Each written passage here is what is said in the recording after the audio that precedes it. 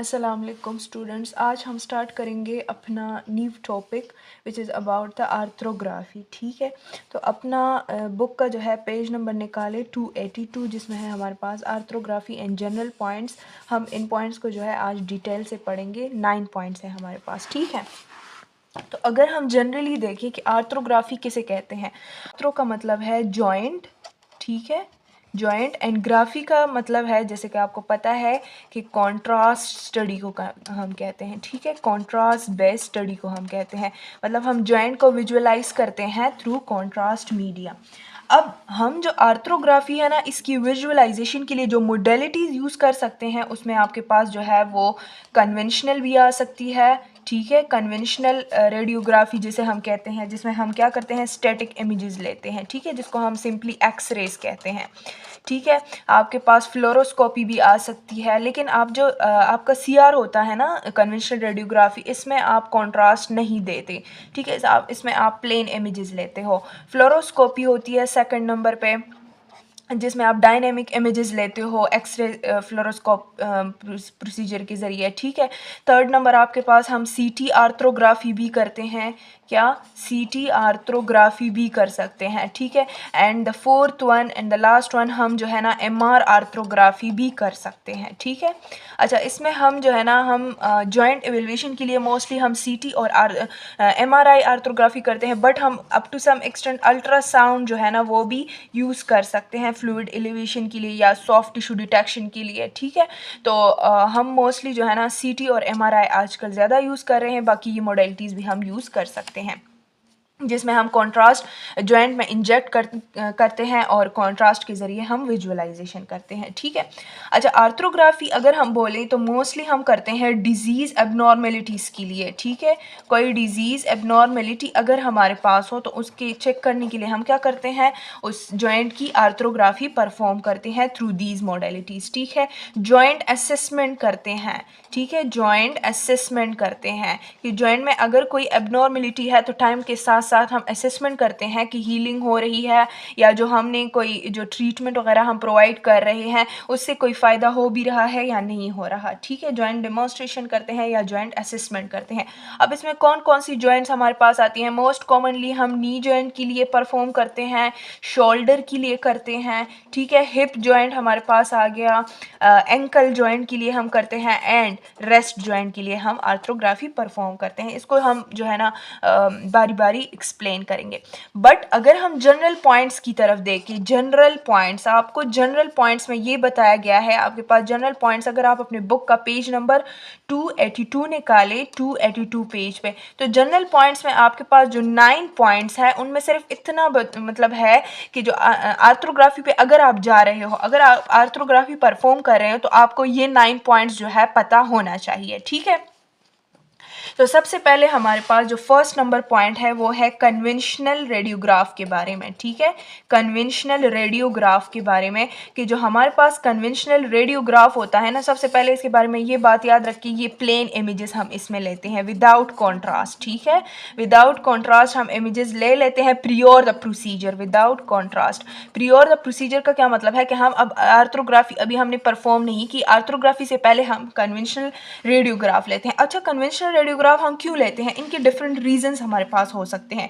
एक तो ये है कि हम जॉइंट अलाइनमेंट को चेक करते हैं, ये अपने पास नोट कर ले, जॉइंट अलाइनमेंट को चेक करते हैं, मतलब कि हम एनाटॉमी ऑफ द जॉइंट को चेक करते हैं। ठीक है, अगर हम रेडियोग्राफ ले रहे हैं तो इतने एरिया में हमारे पास जॉइंट विजुअलाइज हो भी रहा है या नहीं हो रहा। ठीक है, सेकंड नंबर, अगर हमारे पास प्री एग्जिस्टिंग कंडीशंस हैं, प्री एग्जिस्टिंग कंडीशंस का क्या मतलब है कि हमारे पास अगर ऑस्टियोफाइट फॉर्मेशन है, ठीक है, ऑस्टियोफाइट फॉर्मेशन कोई एसेसरी ओसिकल वगैरह है, या कोई हमारे पास जो है वो फ्रैक्चर्स हैं, तो उनको क्या करते हैं, उनको विजुअलाइज करते हैं थ्रू कन्वेंशनल रेडियोग्राफ। ठीक है, थर्ड नंबर हम प्लेनिंग करते हैं। प्लेनिंग जैसे कि मैंने बता दिया कि हम एनाटॉमी को चेक करते हैं कि हम बेस्ट अप्रोच को जो है क्या करें, बेस्ट अप्रोच को हम जो है वो विजुअलाइज, जो बेस्ट अप्रोच है उसको अटेन कर सकें। ठीक है, अब जो है ना हमारे पास इन कंडीशंस के लिए हम क्या करते हैं, हम कन्वेंशनल रेडियोग्राफ जो है वो लेते हैं for safe and effective arthrography. Second number जो आपके बुक में पॉइंट है वो एस्पायरेशन के हवाले से है। व्हाट इज एस्पायरेशन, पहले तो ये जान ले। जब हम फ्लूइड, अगर हमारे पास इफ्यूजन हुई है फॉर एग्जांपल, ठीक है, अगर हमारे पास इफ्यूजन हुई है और फ्लूइड एलिवेट है, ठीक है, तो हमने ऐसा कभी नहीं करना कि अगर फ्लूइड हमारे पास जॉइंट में ज़्यादा है, ज़्यादा फ्लूइड है, तो हमें उसी फ्लूइड के बाद मतलब उसी को इग्नोर करते हुए हमने और फ्लूइड इंजेक्ट करना है, जिसको हम कॉन्ट्रास्ट कहते हैं ना।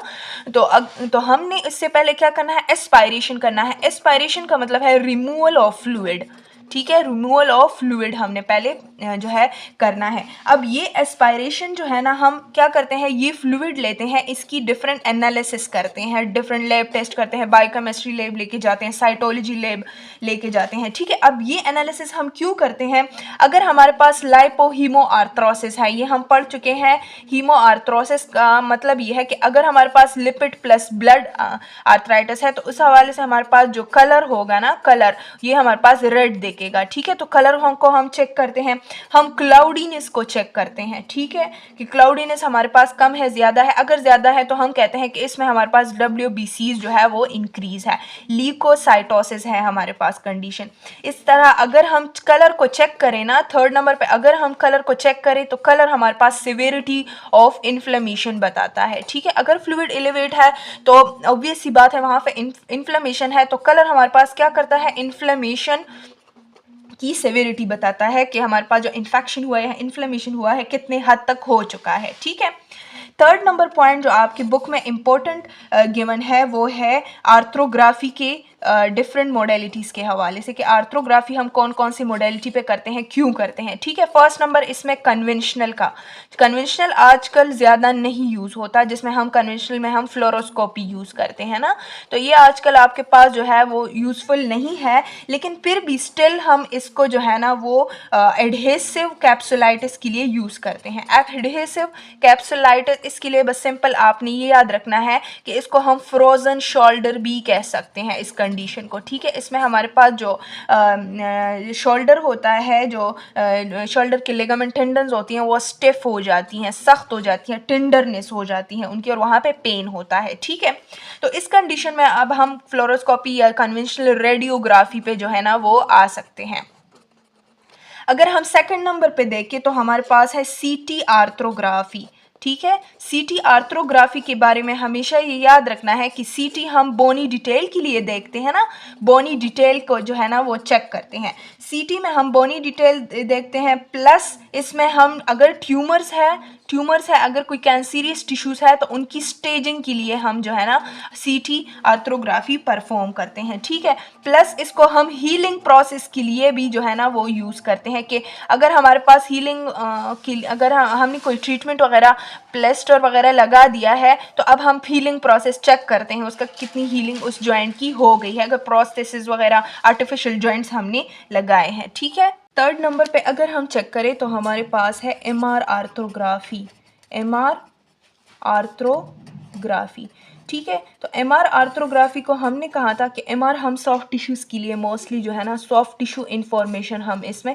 चेक करते हैं। सॉफ्ट टिश्यूज़ में हमारे पास कार्टिलेज आ जाता है जो जॉइंट में होता है, मसल टिश्यूज़ आ जाते हैं, ठीक है, टेंडन्स आ जाती हैं या लिगामेंट्स आ जाते हैं। तो अगर इन जो हमारे पास जॉइंट है ना, अगर इसमें कोई ऐसी पैथोलॉजी है जो इसने सॉफ्ट टिश्यूज़ को जो है ना इफ़ेक्ट किया हुआ है, तो वो MR आर्थ्रोग्राफी पे हमारे पास अच्छे से विजुअलाइज हो सकता है। इसमें हम इन्फेक्शन चेक कर सकते हैं, इन्फेक्शन के लिए करते हैं, इन्फ्लेमेशन के लिए करते हैं, ठीक है। डीजनरेटिव डिजीज़ अगर हमारे पास है, डीजनरेटिव डिजीज़ के लिए जैसे आर्थराइटिस वगैरह हो गया ना, तो इसके लिए हम जो है ना MRI पे जाते हैं, ठीक है। अगर आपके पास आ जाए ना कि नी जॉइंट है, नी जॉइंट के लिए हमारे पास कोई अगर एबनॉर्मलिटी है तो बेस्ट मोडेलिटी हमारे पास क्या है, तो वो है MR आर्थ्रोग्राफी। ये बात MCQ पॉइंट ऑफ व्यू से याद रखना है। MR आर्थ्रोग्राफी को हम मोस्टली जो है ना in case of knee joint करते हैं, ठीक है। फोर्थ नंबर पॉइंट को चेक करें अपने बुक में, वो नीडल की लोकेशन के बारे में है। नीडल लोकेशन के बारे में है। अब नीडल की लोकेशन के बारे में हम डिफरेंट चीज़ें पढ़ते हैं ना। फर्स्ट नंबर हम नीडल की जो है ना चेक करते हैं साइट को, ठीक है, नीडल साइट को चेक करते हैं कि हमारे पास जो नीडल का है ना वो करेक्टली जो है ना आपके पास अपनी साइट पे पहुंच भी गया है या नहीं। उसका साइट क्या है, उसका साइट है जॉइंट स्पेस। जॉइंट स्पेस पे उसकी जो है ना करेक्ट लोकेशन हमने फाइंड करनी है, ठीक है। अब फाइंड हम कैसे करेंगे, जब हमारे पास फॉर एग्जांपल ये आपके पास जॉइंट है, ठीक है, ये जो है ना जॉइंट फ्लूइड है, अब हमने नीडल इसमें इंजेक्ट कर दिया है, ठीक है। तो अब हम फ्लोरोस्कोपिक इमेजेस के ज़रिए देखते हैं कि वो जो हम नीडल कंट्रास्ट इंजेक्ट कर रहे हैं तो कंट्रास्ट के जो पार्टिकल्स है वो अवे जा रहे हैं कि नहीं, अवे फ्रॉम नीडल, ठीक है। अगर वो अवे फ्रॉम द नीडल जा रहे हैं तो हम कहते हैं कि हमारे पास जो साइट है ना वो करेक्टली जो है ना वो डिस्प्लेस मतलब करेक्टली जो है वो प्लेस हुआ है, ठीक है। तो हम फ्लोरोस्कोपिक इमेजेस के ज़रिए क्या करते हैं, उनकी जो है ना करेक्टनेस ऑफ द नीडल जो है वो चेक करते हैं, ठीक है। अब अगर हमारे पास वो नी जॉइंट है, ठीक है, अगर हम नी जॉइंट के लिए कर रहे हैं तो नी जॉइंट में हम नीडल लोकेशन कहाँ पे करेंगे, नीडल को कहाँ पे लोकेट करेंगे, नीडल हम लोकेट करेंगे लेटरली, ठीक है, लेटरली हम अप्रोच करेंगे, जैसे यहाँ पे मैंने अप्रोच किया है ना। और इमेजेस हम जो है ना इमेजेस हम एपी इमेजेस लेते हैं, मतलब एंटीरियर से हम इमेजेस टू पोस्टीरियर लेते हैं, ठीक है। अगर वो जॉइंट आपके पास एंकल जॉइंट है, ठीक है, तो एंकल जॉइंट में हम क्या करते हैं, हम उसमें जो इमेजेस है ना, इमेजेस हम उसमें इमेजेस लेटरली लेते हैं, लेटरल इमेजेस लेते हैं, और जो नीडल की अप्रोच है ना उसको हम एंटीरियर रखते हैं, एंटीरियर साइड से हम अप्रोच करते हैं, इस साइड से अप्रोच करते हैं और इमेजेस हम इस साइड से लेंगे, ठीक है। तो इसकी जो है ना नीडल की लोकेशन और इमेजेस को आपने याद रखना है, ठीक है। अगर फिफ्थ नंबर पॉइंट को आप देखो तो वहाँ पे आपके पास है इमेज गाइडेड प्रोसीजर्स है ये हमारे पास, ठीक है, इमेज गाइडेड प्रोसीजर्स है। क्या मतलब है इसका, अगर हम सीटी कर रहे हैं, हम फ्लोरोस्कोपी कर रहे हैं, अगर हम एमआरआई कर रहे हैं, अगर हम अल्ट्रासाउंड कर रहे हैं, इन सब को हमने इमेज गाइडेंस लेना है। फॉर एग्जांपल हम कॉन्ट्रास्ट इंजेक्ट कर रहे हैं ना तो उसी टाइम हमने इमेजिंग स्टार्ट करनी है, ठीक है, ताकि हमारे पास जो नीडल की लोकेशन है वो अच्छे तरीके से विजुअलाइज हो सके, ठीक है।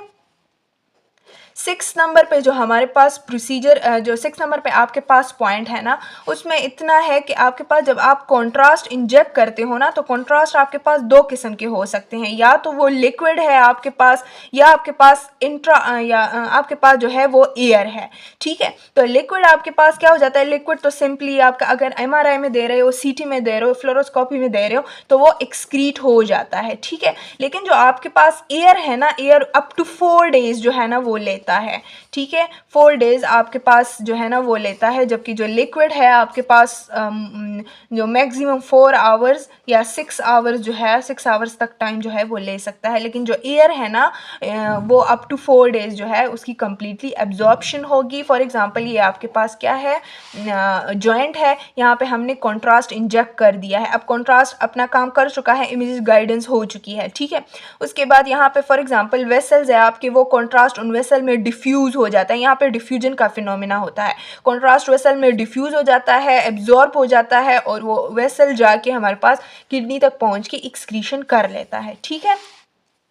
तो एयर हमारे पास क्या होगा, एयर जो आपके पास इंट्रा आर्टिकुलर एयर हम इंजेक्ट करें in the form of contrast वो टाइम आपके पास ज़्यादा लेगा, ठीक है। अगर हम एमआर आर्थ्रोग्राफी कर रहे हैं ना, ये बात याद रखनी है, एमआर आर्थ्रोग्राफी अगर हम परफॉर्म कर रहे हैं तो एमआर आर्थ्रोग्राफी में ये बात याद रखनी है कि जो हमारे पास इंजेक्शन साइट है ना वहाँ पे आपने कोशिश करनी है कि आप कॉन्ट्रास्ट, कौन सा कॉन्ट्रास्ट हम एमआरआई में देते हैं, गैडोलिनियम देते हैं ना, गैडोलिनियम कॉन्ट्रास्ट हम देते हैं। अगर आप गैडोलिनियम कॉन्ट्रास्ट दे रहे हो तो यहाँ पे आपने ये याद रखना है कि एयर इंजेक्ट ना हो आपके पास, एयर को आपने जो है ना वो अवॉइड करना है, इन्वायरमेंट से आपके पास अगर एयर इंजेक्ट हो रहा है, अगर एयर आपके पास आ गया तो ये एयर आपके पास आर्टिफैक्ट क्रिएट कर सकता है इन एमआर आर्थ्रोग्राफी, ठीक है।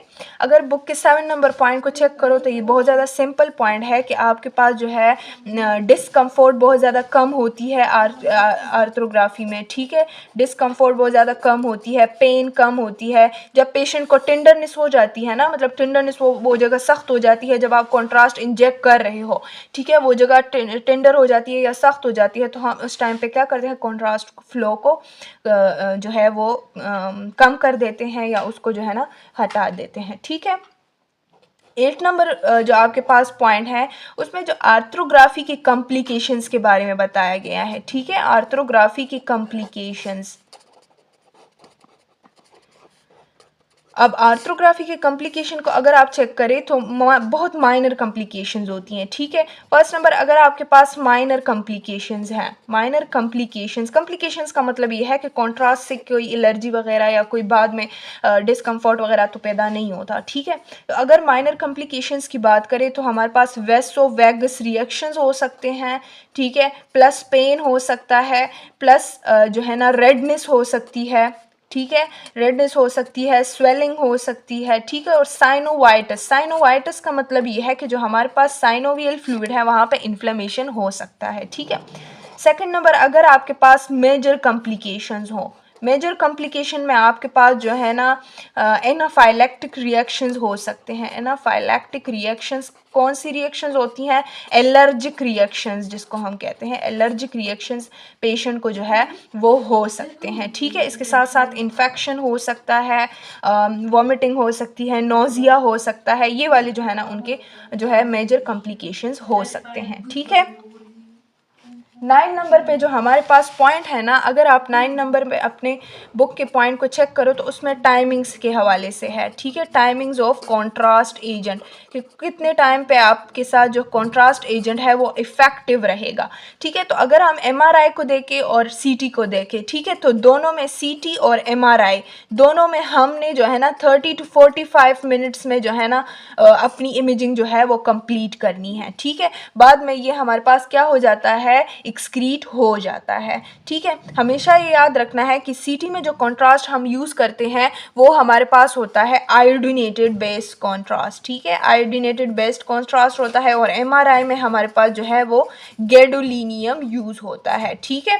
तो आपने जो एग्जामिनेशन करनी है ना, इसमें इतना बताया गया है, एग्जामिनेशन 30 to 45 मिनट्स आपने करनी है। सीटी में ये टाइम बहुत ज़्यादा लिमिटेड होता है, जबकि एमआरआई अप टू 2 आवर्स जो है ना आपके पास जो है वो इफ़ेक्टिव इमेजेस दे सकता है। 2 आवर्स के बाद वो भी जो है ख़ुद ब खुद एक्सक्रीट होना स्टार्ट हो जाता है। बट सीटी में टाइम बहुत ज़्यादा लिमिटेशंस या टाइम डिपेंडेंसी बहुत ज़्यादा है, सीटी में आपने उसी टाइम पे इमेजिंग करनी है, ठीक है। तो ये आपके पास थे 9 points which is a general points of arthrography. अगर आप आर्थ्रोग्राफी के किसी भी प्रोसीजर पे जा रहे हो तो आपको ये 9 पॉइंट्स जो है वो जहन में रखनी है, ठीक है। इसके बाद हम जो है ना पढ़ेंगे अबाउट द आर्थ्रोग्राफी, जिसमें हम इंडिकेशन पढ़ेंगे, कॉन्ट्रास्ट मीडिया, एंड देन हम स्पेसिफिक साइट्स पे जाएंगे जो कि एंकल है, शोल्डर है, ये सब चीज़ें, ठीक है। तो नेक्स्ट लेक्चर में मुलाकात होती है। अपना बहुत सारा ख्याल रखिएगा, दुआ में याद रखिएगा। अल्लाह हाफिज़।